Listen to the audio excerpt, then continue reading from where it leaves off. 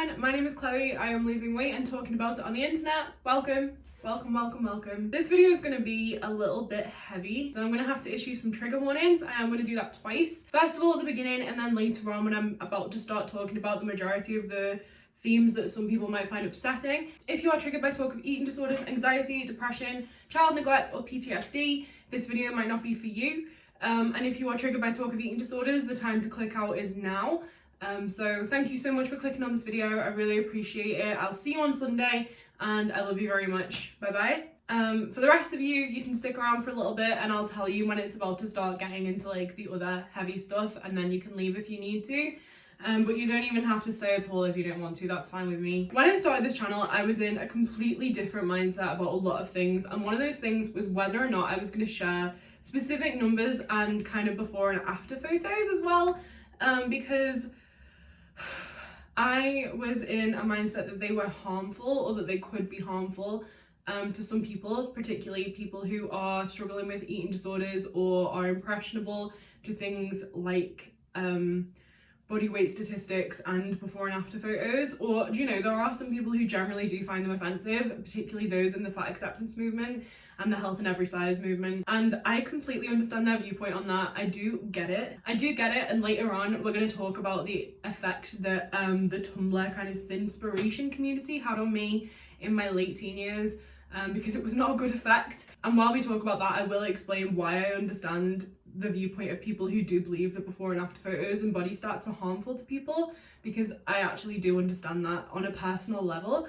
However, I've recently been educating myself more and more from other channels in this kind of space on YouTube, so Obese to Beast, Megan Ann as well, who by the way is a complete angel, and Every Damn Day Fitness as well. I've been watching a lot of their videos. It's been, what are we on? Like, this is the second week now that I've been doing this, and I've already changed a lot of my opinions about a lot of things, and before and afters and body stats are one of those things. Specifically because I'm framing my channel as a weight loss experiment. I'm trying to promote working towards health more than anything, and doing that in a way that doesn't involve any negativity or self-hatred. But I think it's important, but because I'm framing it this way, for you guys to watch, that I do share stats with you, because it gives the experiment a well-rounded aim. I have had some conversations with people about this, that I'm like making myself an experiment.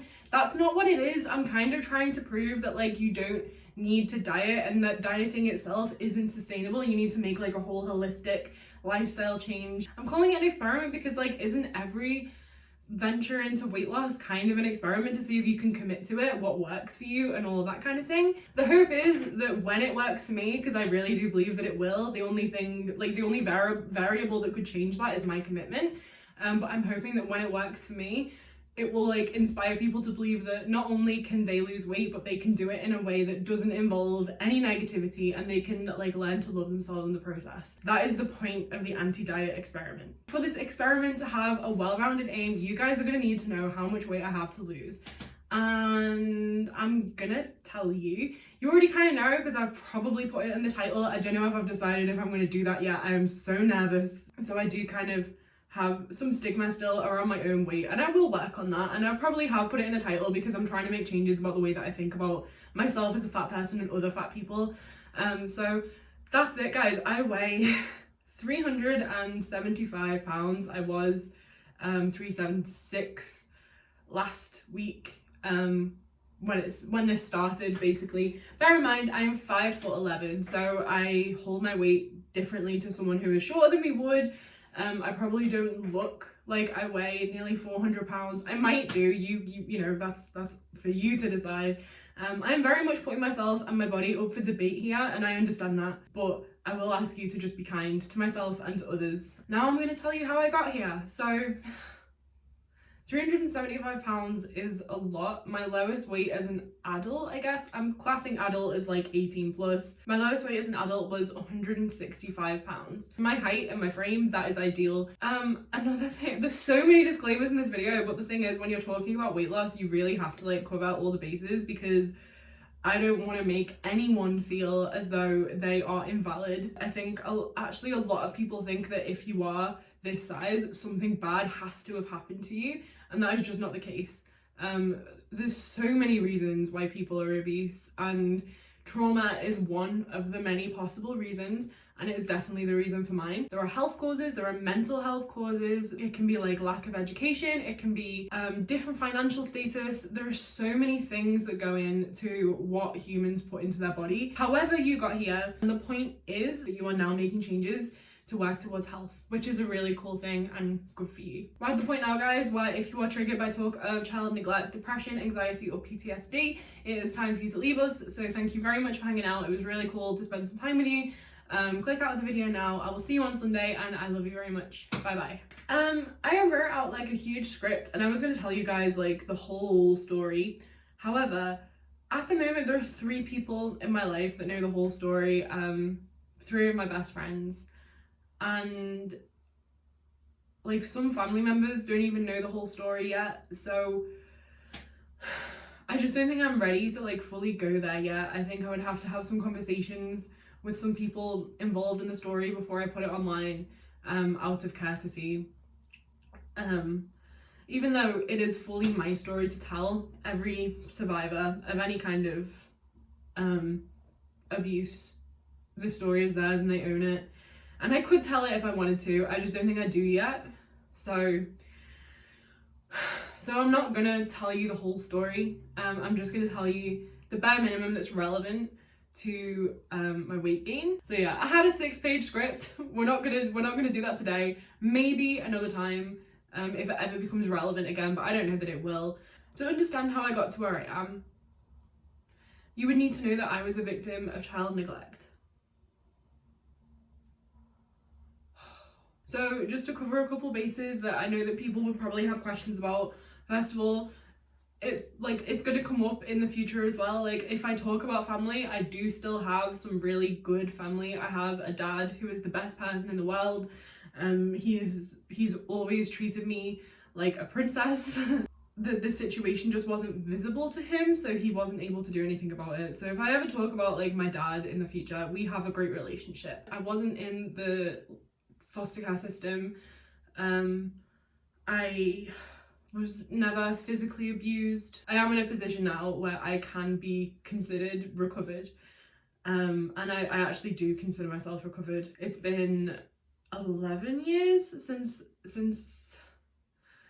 all ended, and I would say that I'm okay now. I'm probably never gonna give the specifics of exactly what happened, because like if you think about it, like I am in employment, I have a boss, I have co-workers, I will probably be in employment like for the rest of my life. So I don't want all of my future co-workers to know about the situation I was in as a child. First of all, because it's just not nice, and it's also not what I want people to think when they look at me. Yeah, so that's why I'm not gonna really go into like the full details probably ever. I don't know, it might become relevant one day, and maybe I will, but like I just don't see it happening. Also, I just want to say, I personally find it really awkward when people are like, I'm so sorry that you went through that. And I'm not saying it like people say it sarcastically or like just as a token. I know that you mean it, but like you don't have to. Please don't. I'm okay now, everything is fine.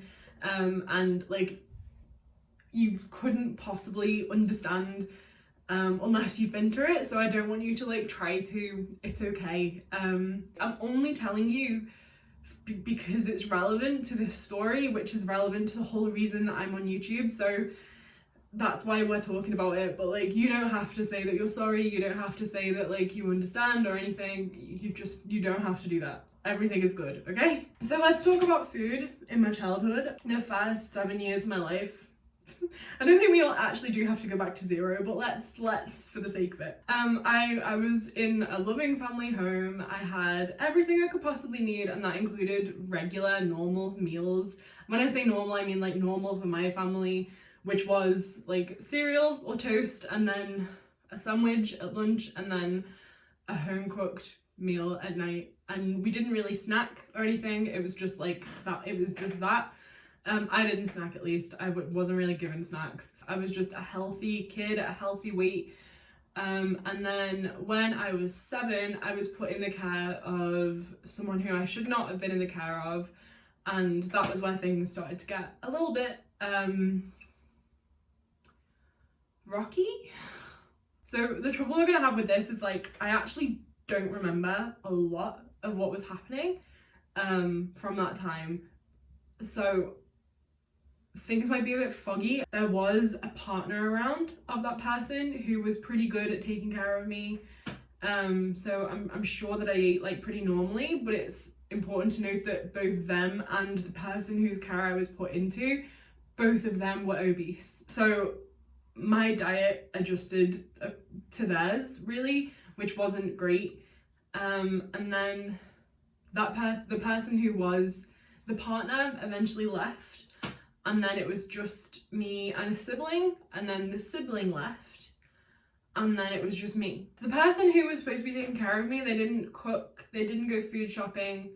I would take their card, like I didn't steal it, like they would give me their debit card and I would go and buy food at like any kind of place that was open really, depending on what time it was. Sometimes I would be going out at like 11 at night to go and buy food because I hadn't eaten anything that day. So that was a thing. But I would eat like what was available. So it was all fast food essentially, because the kitchen was so dirty that even if I knew how to cook, I wouldn't have been able to make food in it. But the house was disgusting. Like, not livable. Really shouldn't have had a child in it. I am still calling myself a child, even though at this point I must have been between like 10 to 14 maybe.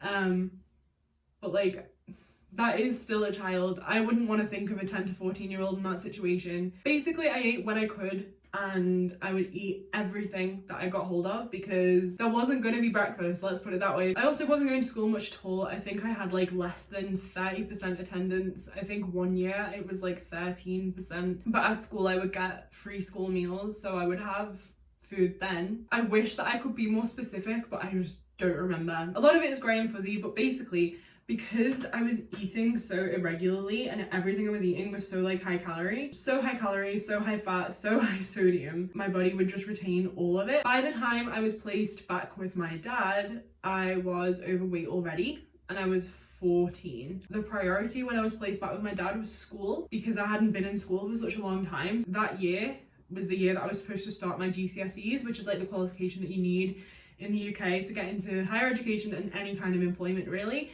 So because I hadn't been in school for so long, the priority was just getting me through those exams, and no one considered that maybe I would need counselling. Like, we never talked about it really, what happened. I don't think my dad knew the full extent of things until maybe this year actually, because I spoke to him about it.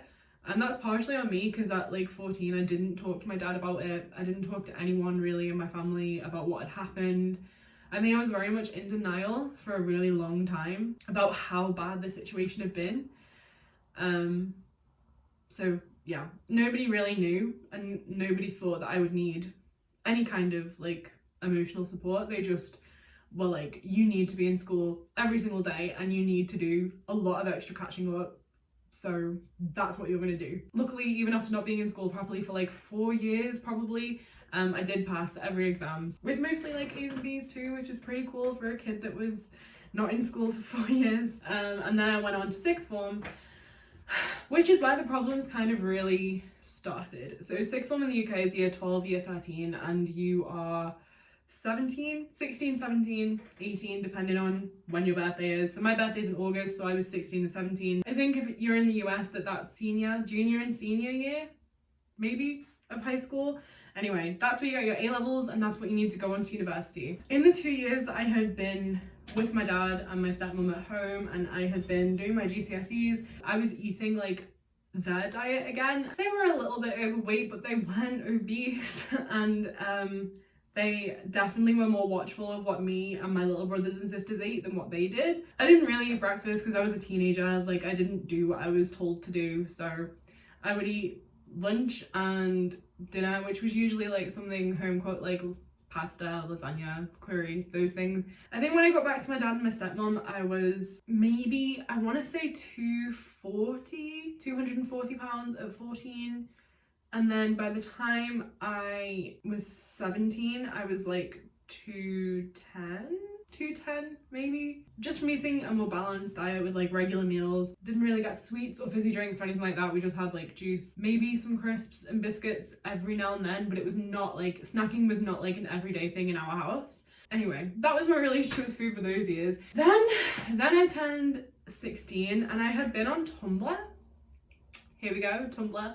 I'd gone through so many phases with my Tumblr. For a while it was like Panic at the Disco and Fall Out Boy and like all those pop punk bands, you know. Genuinely still adore Fall Out Boy to my very core. And I came across something called Thinspo. Obviously I'd already been losing weight like naturally. I also, by the way, I lived really far from my school all of a sudden, so I had to walk 40 minutes there or 40 minutes back every day. Wasn't a big deal. I didn't mind it at all, and that was probably how I lost most of my weight, that initial like 30 pounds that I lost. I came across Inspo, and obviously I've been losing weight for a little bit anyway, and I quite liked how it made me feel. I liked how I looked. I liked compliments from people in my family, people at school. I had started making more friends and I was feeling more like socially accepted, because for years I was obviously quite the outcast. For a start, I was never in school. I was fat and I was probably dirty all the, like, I'm saying probably because I'm so ashamed of it, but like I was dirty all the time. I was the weird kid in school and nobody knew why. So like, why would they understand what was happening? They were kids too, you know? Because I had adjusted and I was kind of, you know, normal now. I was in school every day. I was healthier. I didn't look weird because I always looked so ill. And I was clean. Definitely helps when making friends. So yeah, I liked how that felt. It made me feel really good. I felt kind of almost nearly attractive. I like came across this thing. My little 16-year-old brain was like, oh my god, this is solid gold. You have just discovered a whole community of people who are trying to do what you're trying to do, but they're encouraging you and giving you tips as well. Oh my god. The Tumblr Inspo community, it's over now, so like I'm never going to make a video about it because it's not something we need to worry about anymore. The Thinspo stuff is probably still out there somewhere on Instagram. I have never gone seeking it out, so I wouldn't know. But that kind of thing is massively damaging, and it made me develop a really unhealthy obsession with calorie counting and my body, basically. I got down to 165 pounds. I genuinely thought that I was massive. I was eating probably less than 1,000 to 1,200 calories a day. I was watching people who were definitely eating way less than that, like 300 or less calories a day. I was seeing all these before and after photos. I was seeing people take crazy measurements. A lot of the people in the Thinspo community really did have eating disorders and they were being glorified to a disgusting extent. So in that instance, if you are promoting thinness and you think that it's okay to glorify thin bodies, I think those before and after pictures and those measurements are damaging. I think the fat acceptance community has got that bit right. However, if you are posting before and after photos of someone finding health, that is in no way damaging, because those people are healthy. Those are healthy bodies. You know, these are healthy people that you can see have succeeded at finding their way to health. So that's where I stand now on before and after pictures and measurements and stuff. I think that if you are healthy, it is okay to post those photos. Whereas if you know that you might have disordered eating, maybe it's not okay to be posting your weight measurements or before and after photos, not only for the good of the community, but also for your own health. So I really, really enjoyed that control that I had over food and my body and my weight. I thought I looked really, really good. I did probably look really good. I didn't look underweight. I do remember someone in my family making a comment and they were like, you look really good, but you have to be careful that you're not getting too thin. Because I think they could tell probably, or like maybe it was a conversation that was happening that I didn't know about, but I think it was kind of obvious that I was a little bit more invested in losing weight than I should have been for a 17-year-old girl. I remember that really vividly. And I remember showing my Tumblr blog to two of my friends, and I thought they were going to be like, wow, this is so cool. But they were like, Chloe, this is really weird and it's not okay. Like, it's strange for you to be saying these things, reading these things, posting these things. This isn't okay. Like, even other people my age knew that it was unhealthy. So I think that was when I was kind of like, oh, maybe something is kind of wrong. I don't even think I ever registered that maybe I was starting to buy into this kind of like disordered eating thing. And I was genuinely starting to like glorify it myself, which is really, really bad. I don't think I possibly could have had an eating disorder at the time though, because I snapped out of it so fast when A-levels finished. And that summer, I spent the entire summer with my friends and my boyfriend at the time. Like most kids do the summer after they finish high school, it was all just spent like in the sun, drinking and having like barbecues and eating loads of food, spending time together before everybody went away to university. I think that was where that whole inspiration obsession stopped, like flat out stopped. I haven't touched Tumblr since then, I don't think. So I never really kind of broke up with the community, I just kind of left. When I went away to university, that was where the weight gain slowly started to happen. So at this point, I'm probably still like 165, maybe a little bit less, maybe like 160, maybe even a little bit more after that summer. I don't know. I kind of stopped weighing myself for a bit. Suddenly, that kind of schedule and support that I had been used to at home with my dad and my stepmom was gone. And I had to take care of myself and I had to make my own food, and I was responsible for getting myself to class every day, and I had the option to not be responsible. I stopped calling my dad pretty much immediately. Him and my stepmom have children of their own, and he probably thought that I was just like having a good time, being okay, you know, and taking care of myself. I was eating a lot of pasta. It was like the only thing I could really cook. I was eating a lot of takeout food, and I was getting very depressed. I barely went to my lectures or seminars or whatever, and I think the weight of everything that had happened to me finally started to sink in. It had been pretty much 4 years on the dot when I started university from when I was taken out of that situation and put with my dad, and I just hadn't processed any of it. None of it. I barely even remembered any of it. I didn't know it yet, but that was why I started to feel really low. And I actually dropped out my first year of university and re-registered with a different university for second year and moved in with a bunch of my friends from the first university. I didn't magically get better with a fresh start like I thought I did. That's like a common theme in my life. I seem to think that every fresh start will make me feel better somehow. It's not true, guys. You actually have to put some work into your life. So in the first year, I don't know how much I gained. I really don't know. It was like a slow and steady thing from first year to second year, when again, I did drop out. The takeout thing got even worse. I had all this money to spend. The lower your household income, the higher your grant that you don't have to pay back and your student loan will be. So I had like a lot of money all of a sudden. I also got a job in a bar, so I had more money, and I would just spend all of it on takeaway and alcohol and nights out and stuff. So the weight gain was steady. I was very depressed, very anxious, and in my third year, what would have been my third year, but I again dropped out and just didn't bother going back. In that year, I finally realized that, like, okay, maybe the reason you're being so self-destructive, you are so depressed and you are so anxious, is because of what happened to you years ago. I went to a doctor and I was prescribed anxiety medication, and that was where we started to slowly deal with things. Again, I hadn't weighed myself at that point. The first time I remember weighing myself really after all that weight gain was when I lived on my own a couple of years later. I actually moved back in with the person whose care I was in when the bad stuff was happening.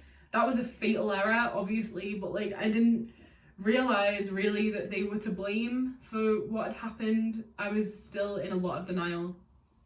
Go figure. Anyway, I went and lived with that person for a while, and then I moved out on my own. That whole situation is really complicated. I'm not going to talk about it now. I don't have a reason for you why I made that decision. I was really mentally ill myself. I was 20 at that point. I was, you know, still pretty young, still trying to like navigate everything. I was like kind of socially stunted because I had missed out on all those years at school.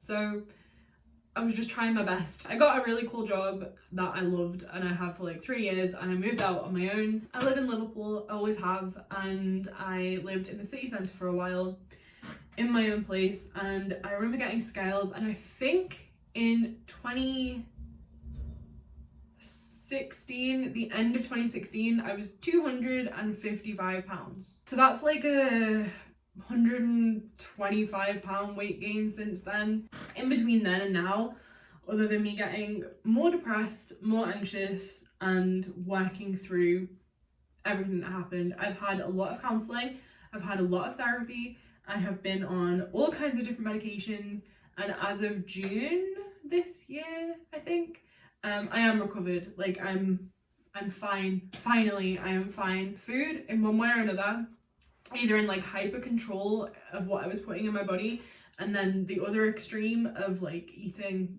everything, food was definitely the way that I coped. I'm finally mentally well. I'm no longer in contact with the person whose care I was in while I was being neglected, and I am happy. It took a really long time to get here. It took a really good support network. It took a lot of therapy, it took doctors, and it took an amazing, understanding family who were able to listen to me. I understand that when we're talking about child neglect, I have been massively privileged in the way that I was able to recover from it and get qualifications and have the chance to go to university but not really stay.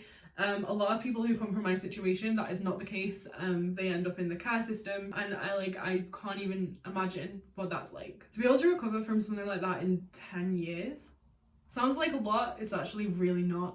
For some people, it's an entire lifetime. That is how I got to over 375 pounds, and I'm now in a place where I can lose the weight. I am healthy enough, I recognize the need for it, and also I have spoken to my own doctor who has given me the go-ahead to make lifestyle changes that will result in me losing weight. I hope this kind of helps you guys to realize that, like, if you have experienced any kind of trauma and it has in any way contributed to your weight gain, it is definitely a good idea to seek help for that. Whatever it might have been, a bereavement, abuse, I don't know, I'm not going to list them all because that'd be really morbid, but like, whatever you have been through, if you think it's contributed in any way, there is nothing too big, there is nothing too small. There is a professional out there that will be able to help you, so please seek help for that. And if you think that you've experienced trauma and you know someone who you think has gone through something bigger than you, that does not lessen your experience. What you have experienced is still valid, and you still deserve to get help for it. So don't think that you're wasting anybody's time when you go and seek help for something like emotional trauma. It's completely valid, and it's what those professionals are there for. I was a little bit concerned about talking to you guys about all this heavy stuff and then just like sending you off into the day again. So please, if you are feeling down at all, then go and watch some comedy now to cheer yourself up, look at some puppies or something, and remember that I am okay.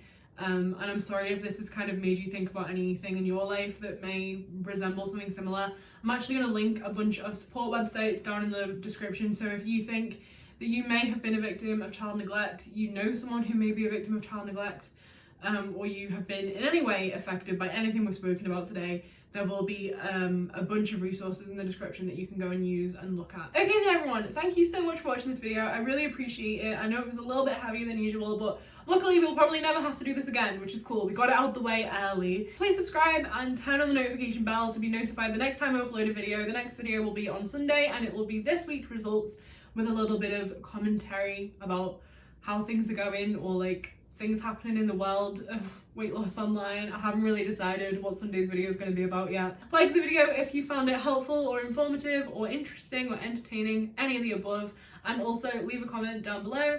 I love reading your comments. It's literally my favorite part of uploading videos so far. Some of you guys have even reached out on Instagram and Twitter, and it has been genuinely lovely to talk to you. Honestly, I feel so privileged. Thank you for continuing to share your stories with me. It means so much. Did I say all the things? Like, subscribe, notification bell, comment, do all the things. I love you very much, and I will see you on Sunday. Bye bye.